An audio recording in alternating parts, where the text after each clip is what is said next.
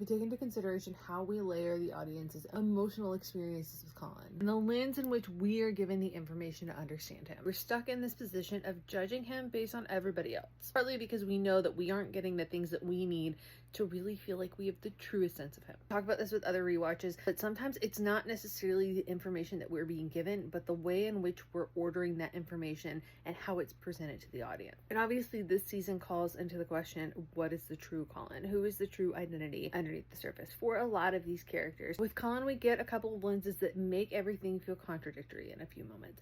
We have, of course, the flirtation at the beginning of season 3 where he's trying to be really charming and very rakish. We have his interaction with his family, although maybe some more scenes with his sisters would give a better insight. And then we're juxtaposing that with his interactions with Penelope, where we're still trying to navigate that friend dynamic, but we're mixing that again with Colin going to a brothel and then Colin interacting with all of these other human beings.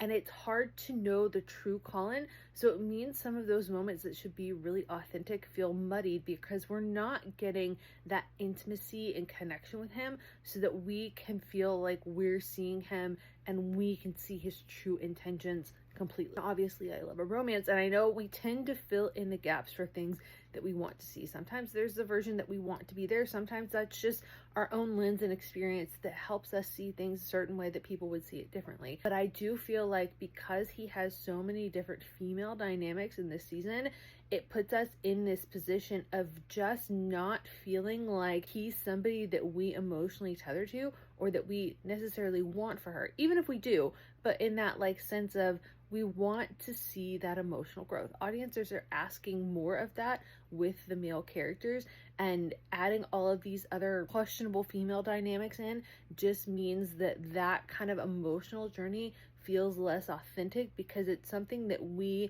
don't see as clearly.